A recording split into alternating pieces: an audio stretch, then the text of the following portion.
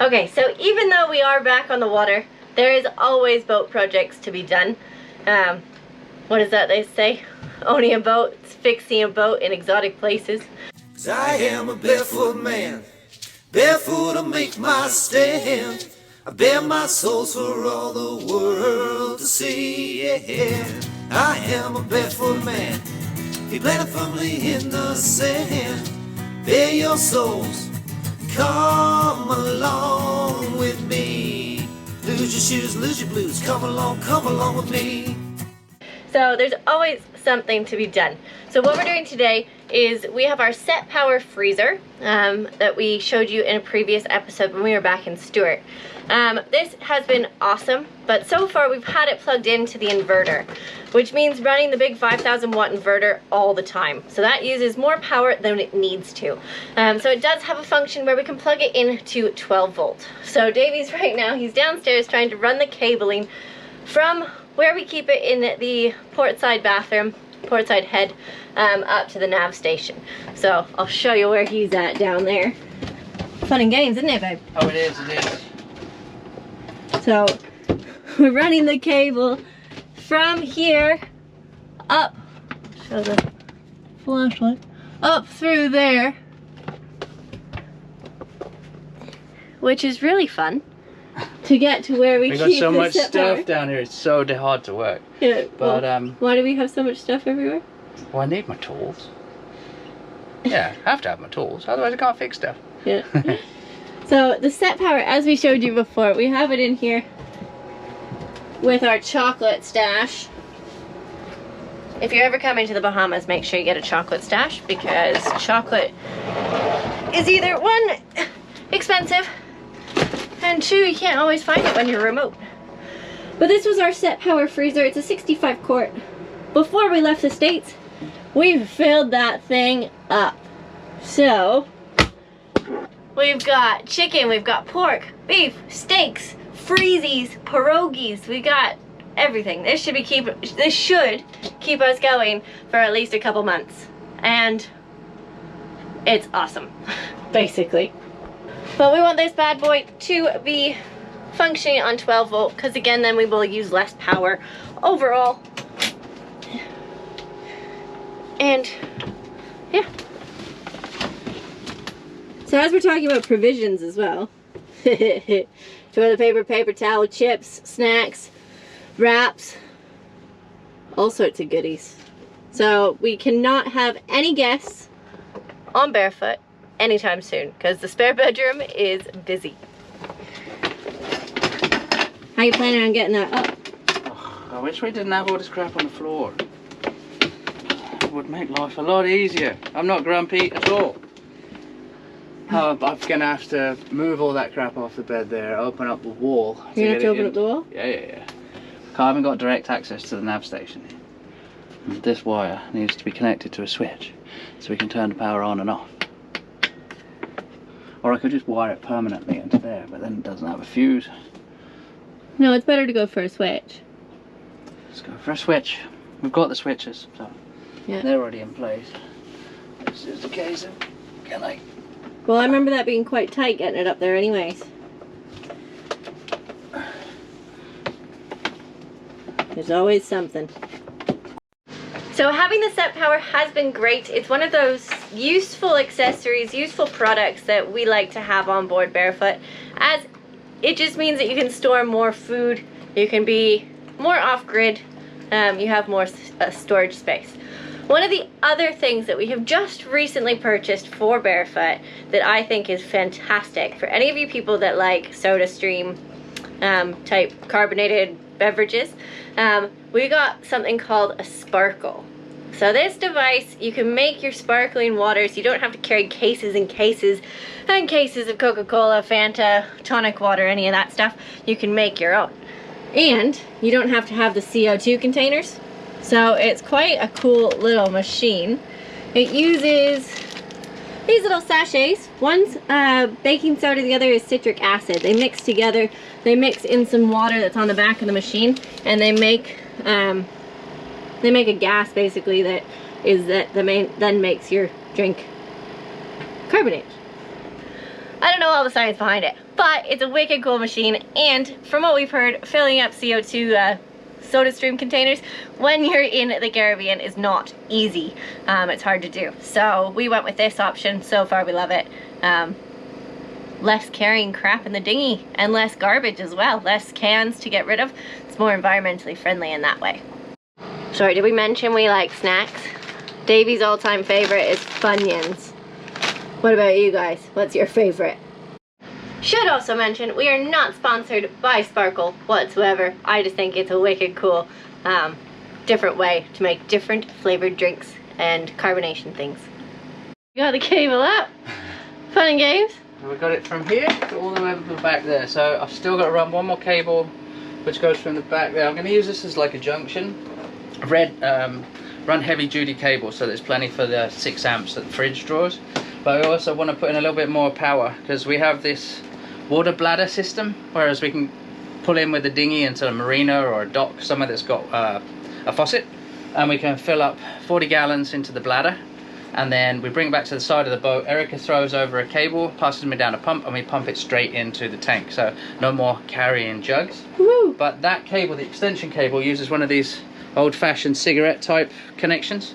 So we've got one of those on here, and then also a double USB. So we're going to put that behind my area of the sofa, if you will, and Your area. I'll be able to charge up my phone or the iPad, whatever I want from this, because we don't have any power in this area here. No 12 volt apart from the fan. I don't want to tap into the fan for the refrigerator. So run some good solid power there, then down into the forward head for the SETPOWER, and then we should be good. So I've got most of the difficult parts done. I've got to take some ceiling panels off in the bathroom to get the other part through. And we got to drill some holes, which is going to make dust. No. But other than that, we're getting there. So Davy just finished his little power distribution center. So that's going to be in the bathroom on the port side. So one of those is going to go for the fridge. The other one's going to go for the power supply up here in the saloon. So looks all nice and fancy. Yeah, I've got to keep up all the quality work that Greg got me right into. No more of this just butt connectors. No. Gotta have the proper. So we've actually run a decent sized cable, 10 WAG cable down to the bathroom, so I can then put a little distribution, what do you call it? Distribution station? It's not a distribution station. AVIs. Why are you confusing me now? Buzz bar. Buzz bar. There we go. So we have a buzz bar in the bathroom there, which is supplied with basically up to 20 amps. So this is the two connectors for the USBs. So that's for the water pump, that's for charging phones, and the other outlet will then be for the freezer. So we'll be able to turn that big inverter off. That's good. I think that'll save us a lot of power. Yeah. Well, it's also saving power in the fact that we're not having the big one turned on. But at the moment, the big one's turned on. So we're turning 12 volt into 110. Gets down to the bathroom through 110. The 110 is then converted by the fridge, by the little power block, back down to 12 volt. So we're losing power in two places. But plus leaving on... And leaving on the big one, it's always drawing extra power. Yeah, and then if we leave on the 5,000 watt inverter all the time, that means we constantly have power for the induction top and everything else. It doesn't need to run. It's safer if it's just isolated. Yeah, if it's isolated. And also, not Siri, Alexa's listening to us all the time. Yeah, if we don't want Alexa to listen to us. We don't want Alexa, she doesn't need to play music all the time, so we only turn on the big inverter when we want some entertainment or cooking and stuff We like can that. always put Alexa on the smaller one. We could. But then she'll be listening to us all the time. Hey Alexa, are you listening to me?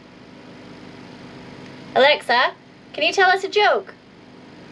Why was the egg sent to the principal's office? It cracked too many yolks. That wasn't funny. Oh yeah, you really won't see it. Yeah, so that's got the wall on it and the ceiling panel on it, and that power up, that's where the power is for upstairs. And then this cable coming down here, I'm going to put MC4 connectors on it. I don't like that, just a cigarette connection down here. Plus, I don't trust it, it always stays on and the freezer will start defrosting. Yeah, we don't want the freezer to defrost. I'll snip the end off of this one, instead of it just being one of these cheapy things. I'll snip the end off and I'll put some MC4 connectors on there. And we can be done away with the 110 converter, which will save us even more power. Did that turn back on when you plug it back in? Didn't sound like it.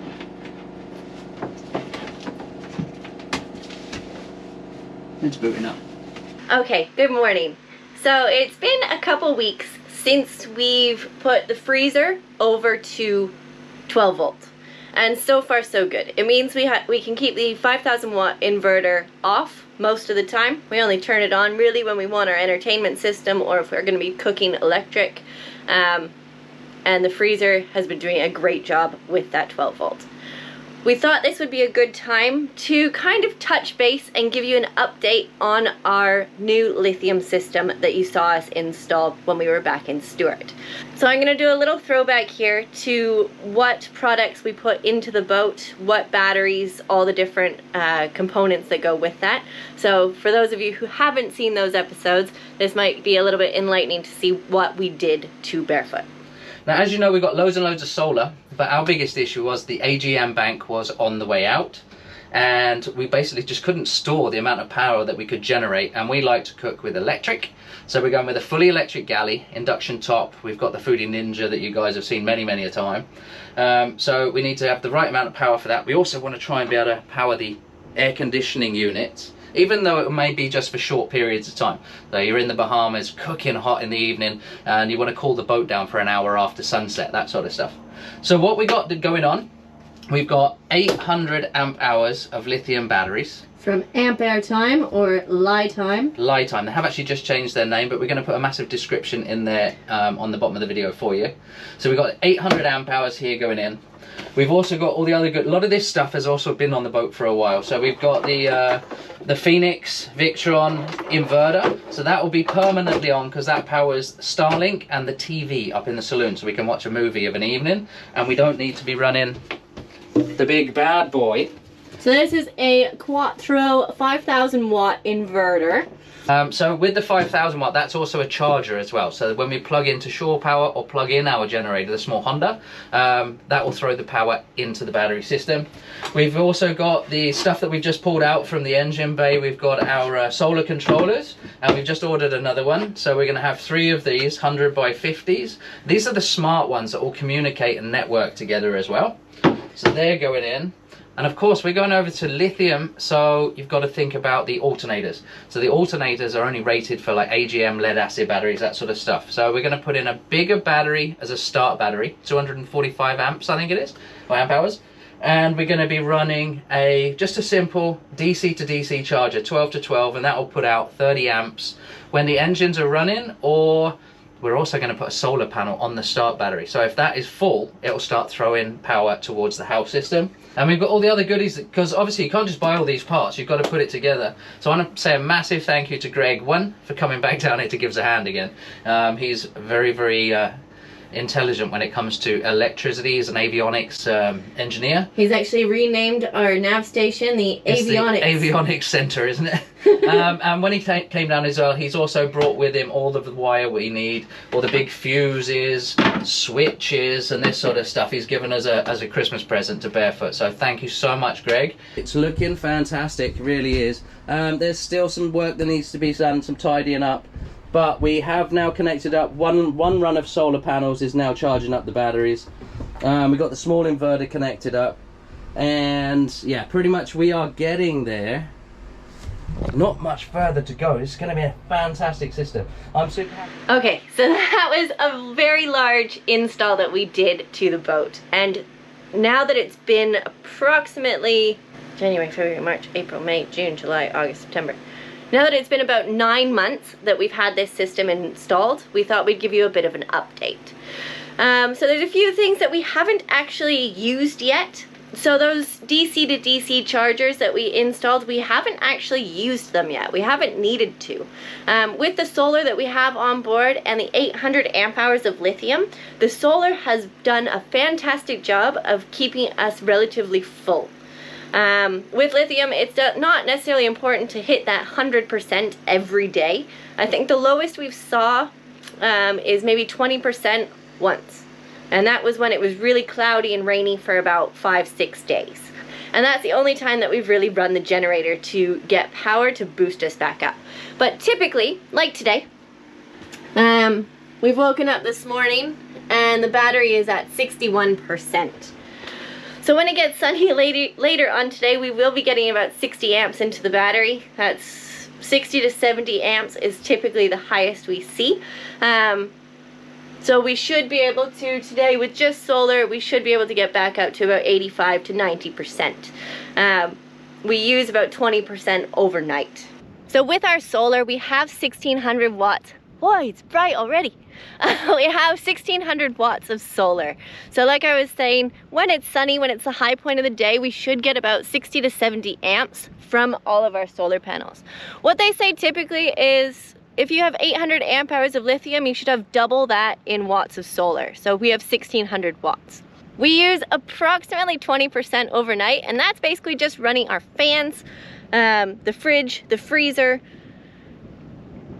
We leave the VHF on when we have people around, and that's also our electric cooking. So when we cook dinner in the evening when the sun's already gone down, that's obviously going to take a big chunk of that power. So that's why we're using about 20% overnight. So when it is hot and sunny, a beautiful day, we will make up that 20% easily, if not more, and then we have excess power. You may have noticed in one of those last clips, we have come up with a new system to try and keep the heat out of the boat. So we've got some car shade windows. Car shade windows? Like the things that you put in your car to block the heat out. So we have put those up in the windows there, just to try and keep the heat out because it has been quite warm. So we are thinking with those DC to DC chargers, we may install them someplace else on the boat. Where they are located underneath the bed, they do put out a lot of heat from what we've heard. So we don't really want to make the batteries and the inverter and everything down there really warm. So we might change the location of those to maybe one of the engine bays. We're still not 100% sure on that. But again, we haven't needed to use them. So it's not really been one of the major things that we've been thinking about. With the lifetime batteries that we have, they are 200 amp hours a piece. There's 4 of them, and we made sure that we got the ones with the 200 amp BMS. Alright, so I'm just cutting in here to just try and clarify something that Erica wanted. She actually understands all this stuff a lot more than you realise. But with the BMSs on the batteries, they have internal 200 amp BMS. So the fact that we have 4 of them means we can draw actually 800 amps at one specific time. But while Greg has put the system together, we've kind of restricted ourselves down to 600. Who the hell needs to draw 800 amps at 12 volts? That's ridiculous amounts of power. But we put a fuse in there for 600 amps. But that still means though that we can run the air fryer, we can run the induction top, we can boil the kettle, and pretty much anything we want to use we can use at the same time. But the fact that they have 200 amp BMS means that the fact we actually have the power can be drawn, even though we only probably, I think the maximum we've ever gone to is probably only less than 50% of that. But that's where Erica was trying to get at. Also hitting back onto the AC units, as in we want some cold air in this boat. We have tried playing with them a little bit because it's starting to get hot. But anyway, that's going to come up in another episode, and they're not actually working yet. But anyway, stand by and let's see what we can do with those. So we hope you guys enjoyed that little bit of an update on how our power system is doing on Barefoot. And I think the biggest thing we can say about the power system is it's so much better. Oh my god, yes, so much better. We are super. There's things that we've talked about that aren't quite right or not fully installed, but at the end of the day, we are super happy. And we haven't had any major problems whatsoever. So hope you like the episode. Definitely get yourself some lithium, but make sure it's installed properly.